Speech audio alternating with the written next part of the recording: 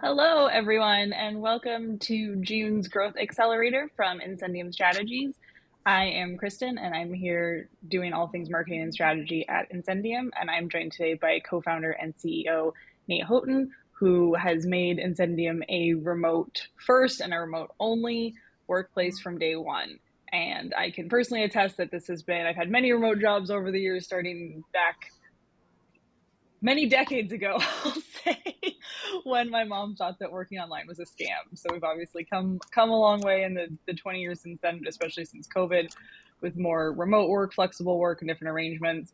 Some companies make this work flawlessly, having been remote only from day one. Others have, struggled in the last few years to implement good remote work policies. Nate is an exceptional thought leader in this area. He's done recent articles on it as well about where the issues lie, and so we're just going to chat a little bit, get Nate's background and strategy, and also some tips that you can take to make your remote workplace a lot more successful. So, Nate, take it away. Cool. Thanks, Kristen. I appreciate it. Yeah, and I think it's worth starting the discussion with a caveat, which, like you mentioned, this is something that we've done from the beginning, and it wasn't an idea that we had like a policy of doing remote work for any particular reason. It was how the company naturally evolved. And so I do have some empathy for groups that are not remote or might not have been remote from the beginning, or the workflows that sort of naturally develop if you're in an office for 5 or 10 or 40 years. I get that that's a little bit harder to do. We were remote from the beginning because we were a side hustle to start with. And so we had other jobs. It was just myself and Adam, my co-founder, starting in like 2017. Probably the most interesting thing is in late 2018 was the first time I thought about this as my job at all. And part of the reason for that is that I wanted to be nomadic. And so I left my apartment and I spent like 9 or 10 months just all over the place. This did create some problems. My keyboard broke so that the K key, like the letter K, didn't work for a while, but I was in Berlin and like they don't have English keyboards. So I basically spent a couple of weeks having to copy and paste the letter K anytime I needed to use that letter, which happens more frequently than you would think. So other than that, it was pretty smooth. And I think that we, without really trying to, we learned to work from different places and worked well. We brought people on starting in, it would have been late 2019. And then through 2021, more and more people. And I think that's when we realized, obviously the pandemic had started and we were thinking about remote work and how we were a remote organization. So some of these are observations looking back, I would say, of things that I think we did. And some of them are principles that I think can really be applied. So these are in no particular order, just some ideas that I have that I think help us out a lot. I think the first very central principle, which is useful for us, is this idea of activity metrics versus performance metrics. And I think that if you consider any job to be done, there are things that are entirely within someone's locus of control, and there are things that are not. And I think that the more senior you get in a career, the more senior somebody gets, the hard thing, or the reason that stress is created and people are paid more and jobs get more difficult, is that you have more performance metrics, which means that you have more outcomes you're responsible for without having 100% of control over that outcome. So as an example, if your job is to send 10,000 emails in a month, that is entirely under your control. If you don't do it, you were lazy, or you did something wrong, or something, something is entirely your fault. If your job was to sell $100,000 worth of business in a particular month, sending the 10,000 emails might be a piece that goes towards that, but the business is not under your control. So this is useful for us to think about because we don't get to look over people's shoulder and see if they're working. And so if I'm trying to understand if an outcome that we were hoping for did not occur, it's useful for me to split those two things and say, did XYZ person do the thing that they were supposed to do? And if they did that thing and the outcome didn't occur, that's effectively our fault. That's a design problem. Like, we need to do something different on the activity side. If they didn't, that's a very different problem. And I think this has been helpful for us because there's a lot of, I think, hand-wringing and nervousness on the part of managers when they have to move to remote teams where they're like, we don't know if our people are working. And I think that they're trying to conflate two different things. They're not understanding, there's an element of like, they're not getting the same outcomes that they did. And there's another where they're sitting on the couch all day. And frankly, I do not care the proportion of the day that anyone on my team sits on the couch and does nothing, as long as they hit the activity metrics that we'd indicated. And if that's not working for performance, we need to change the activity metrics. So I think it's a useful way to split things. And I know, Kristen, you're pretty familiar with this just based on your work with us, but it's helpful to look at all tasks as a series of activity metrics to drive towards a performance metric. Yeah, I think I find it extremely helpful. And I've had many remote jobs and they've been organized in many different ways. And I do think that task management can become either a superpower or an Achilles heel, depending on Mhm. how the organization implements the task management and structures it. And this has been such a helpful way to, again, like you said, focus in on what you can control, which is we got the email sent, the campaign was launched at Mhm. the target date, all of the benchmarks were hit, and that you really don't need to be standing over someone's shoulder to log into a CRM and see if emails were sent. It's pretty Mhm. straightforward if tasks are Right. getting done.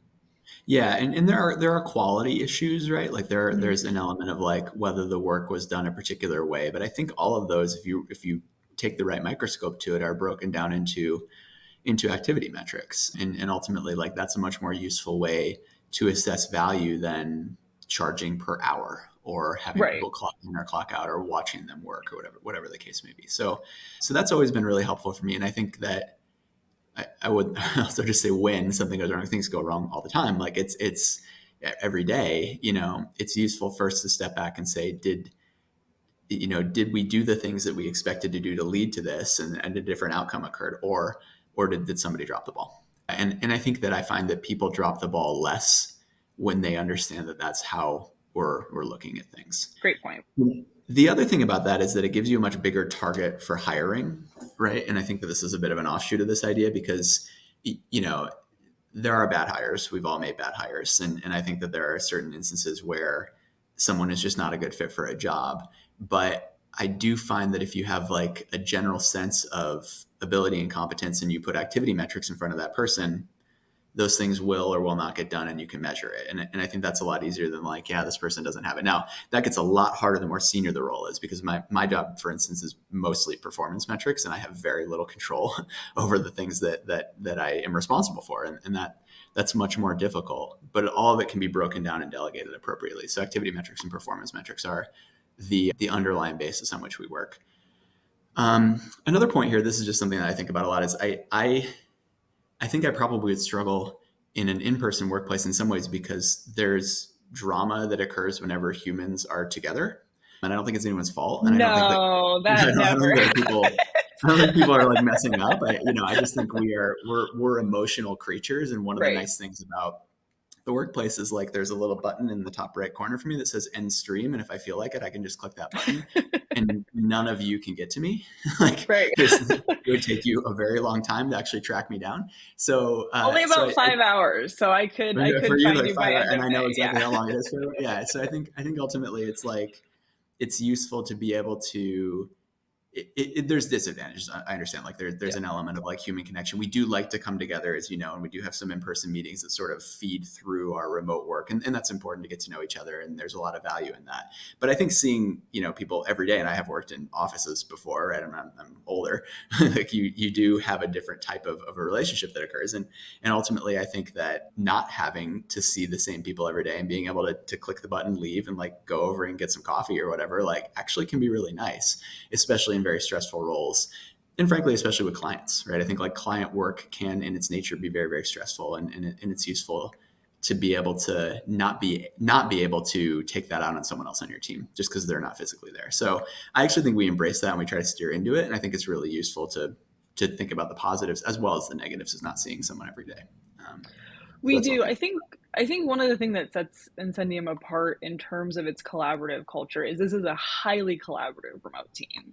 Mhm. And it's very easy to be on remote teams where you're sort of siloed or you are sort of alone a lot of the day. Right. And then you really do start craving that, in office interaction, even if it comes with, perhaps some downsides as well. Right. But I've gotten to know people here so much, including our clients, through the work that we do because our feedback loops are so quick and the way that we Mhm. structure everything kind of requires daily conversations versus a Yeah. remote workplace where, maybe you can spend a whole week and not really need to check in with your team as much. Yeah, and actually, I'll just jump to another point I was going to make out of order for that, but which I think is that when in doubt, like there's a lot of over communication that happens, and we Hmm. understand that there's a downside to that. And I think, frankly, people on the team, I know every single person on the team at some point has been annoyed by me over communicating something. for sure. But that's just the price I'm willing to pay because I think it's better to do it that way. I think where we've gotten ourselves in trouble is if I find out, what, I actually did just say that once, or Right. like, I did just mention that in passing. I did not hammer that point home. And we do this in a number of different ways. Obviously there are tools like Slack, which we use quite proficiently, and we're an email organization. So we send a lot of emails. I schedule lots of little 15-minute meetings, which I know annoys the hell out of people. But for me, it's very, very useful to be able to like see and just go over something and sometimes brainstorm something together with someone. So ultimately, I think that multiple touch points, more than you think you need by probably at least 50%, can be useful there. And I think that level of collaboration tends to help more than it hurts. There's costs and benefits to all of it. On that note, though, you only make meetings as long as they need to be, which I think is also really helpful in a Yeah, remote that's true. environment. If you There are quite a schedule, number of like yeah, 5-minute meetings. Yeah, yeah, if you that's true. schedule 15 minutes and it's just a super quick check-in, do you have everything you Mm, need? How's the project going?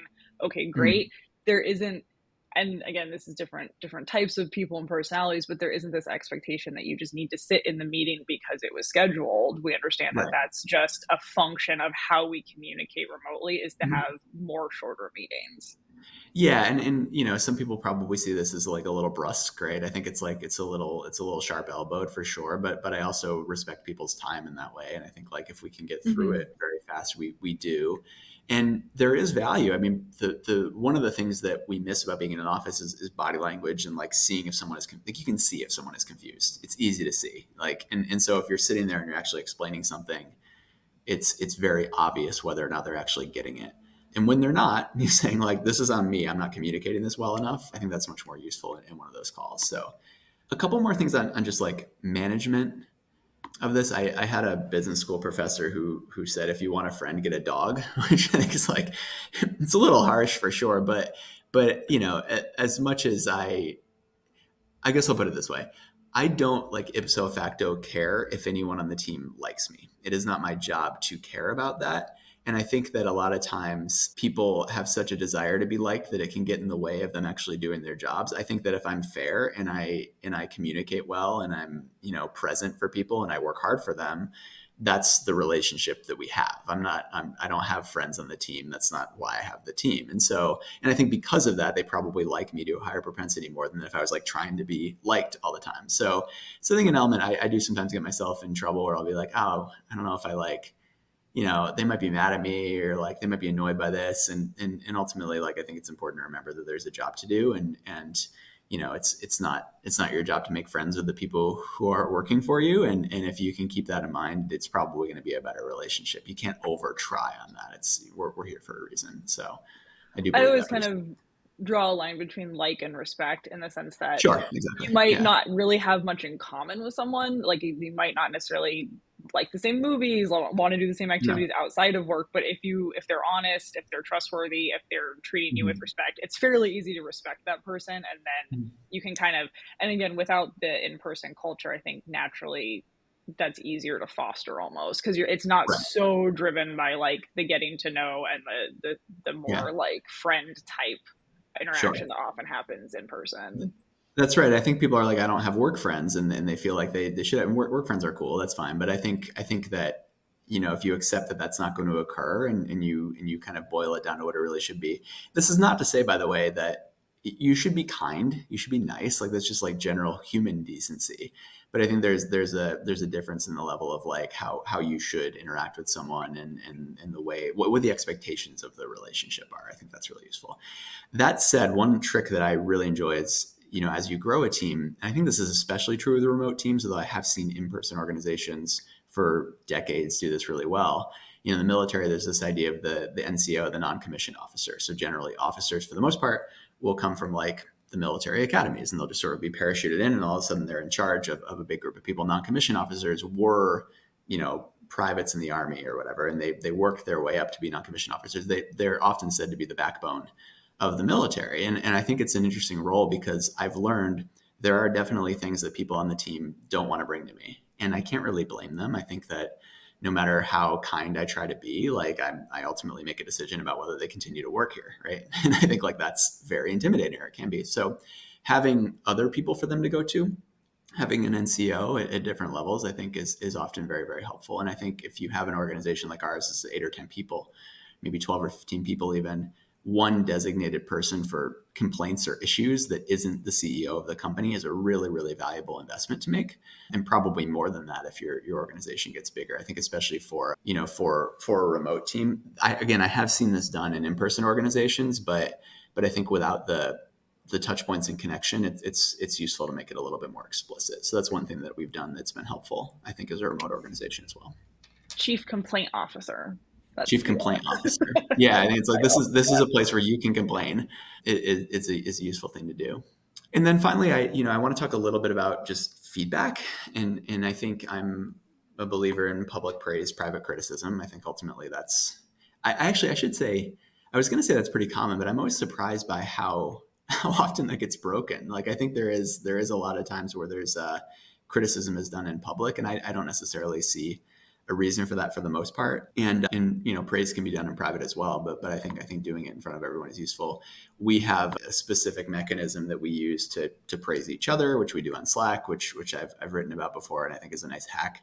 And it is good for people to feel good about the work that they're doing, and everybody contributes to it. And then we plant trees for the different elements of praise that were given. I try to give like one good and one bad thing for the people who report directly to me every week, which sometimes can be hard in a remote organization because you don't see as much. But I think it does force a behavior on the manager's part of actually thinking about what's going well and what's not that I find to be useful to organize my day for sure.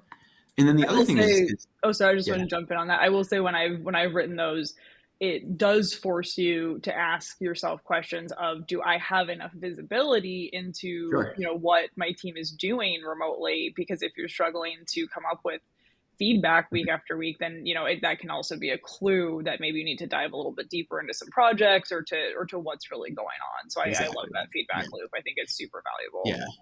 Yeah, it's a useful thing to do. And then the other one is just surprising people with praise, right? So I think like if everything is on a cadence, as I think like in-person offices can often have with quarterly reviews or whatever, people learn to expect feedback at certain points. It's useful just to tell someone when they're not expecting to hear from you that they did something well. So if you notice something, just stop everything and send a note. I mean, that's one of the advantages of tools like Slack is you don't have to send a letter, right? You just send them a note and let them know. And I think being very authentic about why exactly you thought it was good work shares a degree of your thinking as well, which can be helpful too. So I found that to be useful on my part too. So, so those are some of the tips and tricks. Let me just see if I missed anything here. Did you want to mention the internal NPS at all? I think some, or it's somewhat Yeah. interesting because some organizations do internal NPS and some don't. I think there's kind of a different schools of Mhm. thought on that. But I think for remote, I find it pretty helpful to have, again, an Mhm. anonymous way, or perhaps like a less Mhm. confrontational or less direct way that we all know is aggregated. So there is a bit of Mhm. like safety in that anonymity, especially being remote. Yeah, and the thing I would say to that is I think some people are probably rolling their eyes and like you have 8 people, like how can it really be anonymous? I genuinely don't know who says certain, and we get negative feedback every single month, so I know people are being honest. So like I Right, do right. we actually do look at it. I think the trends are useful. I think the NPS and like this the numerical score questions that we have, I don't know that I lose sleep over those as much as I look at lines, not dots. So what I mean by that is like, is this better than it was last month, and is this trending in the right direction, or do we Hmm. know why this went down? If it went down, do we know why it went up? But I do think that there's also a message in the ask. Like I think it's one thing to be like, we're looking at and I do look at the data that people share. It's usable every month. But even if I didn't, asking people for their feedback sends a certain message about how we operate as well. The last thing I wanted to mention too, and I think this is in a similar vein, which is in my notes, is sharing a lot about how vision is created is not a natural thing for a lot of leaders. So if we have a plan and I think it's useful for people to know the plan, obviously, but also very, very helpful for people to know how we came up with that.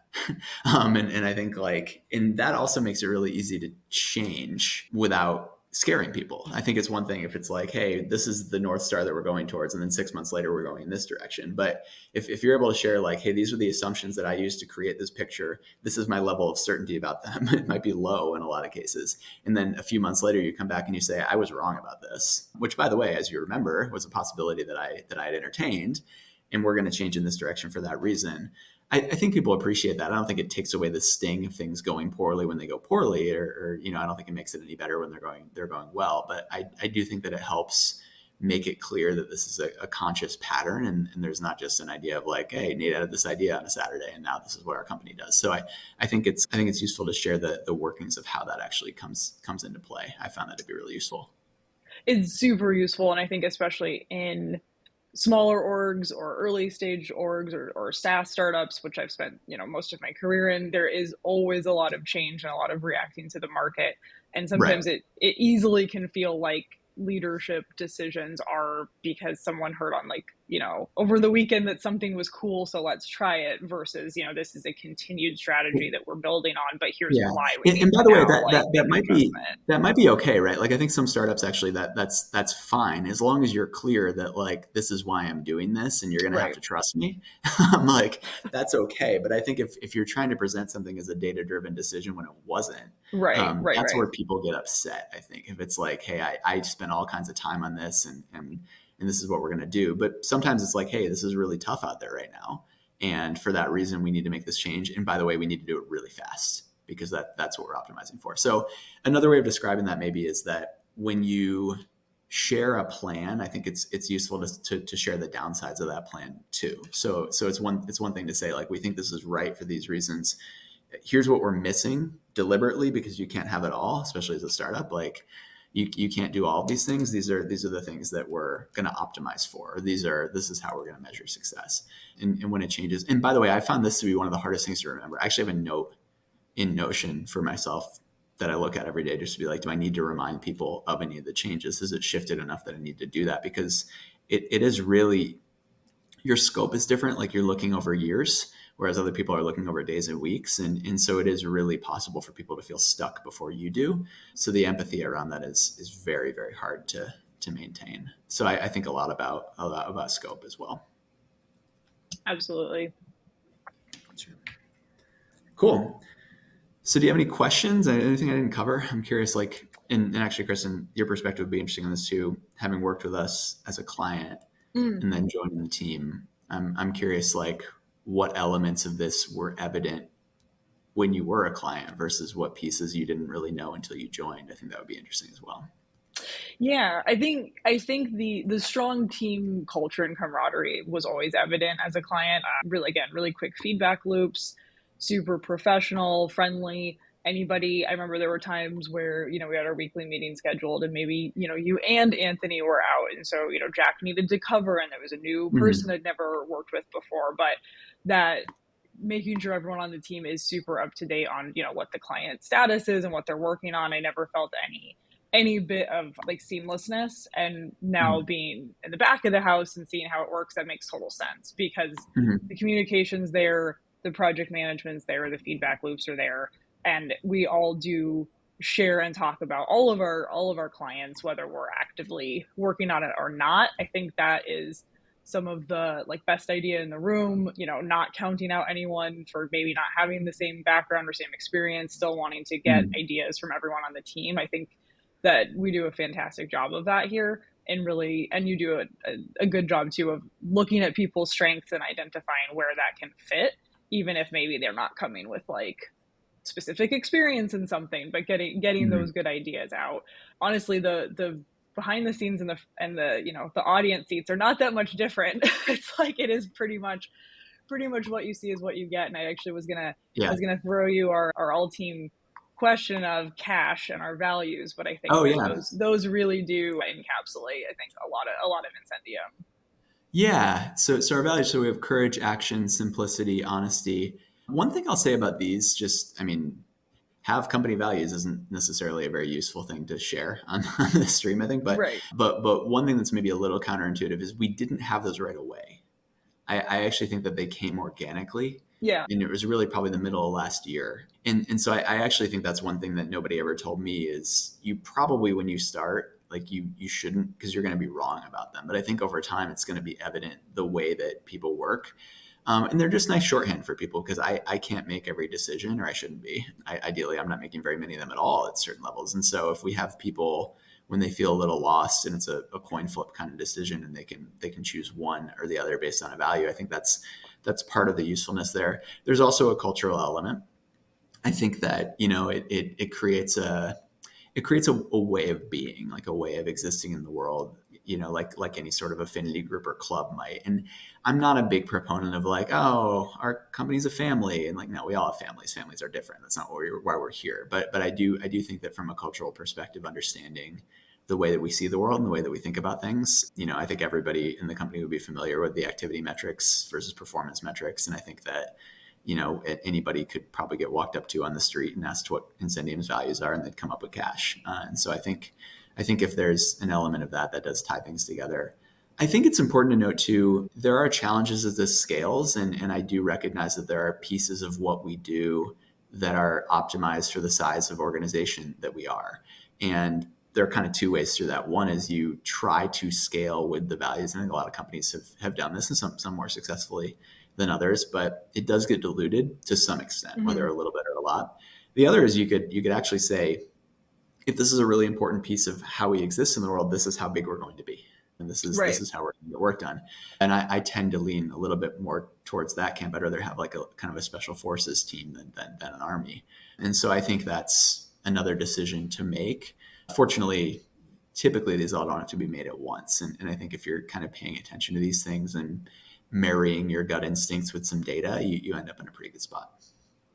Last thing I'll say about having values, because obviously every organization has values, and sometimes you eye roll at them, and sometimes you actually do live by them.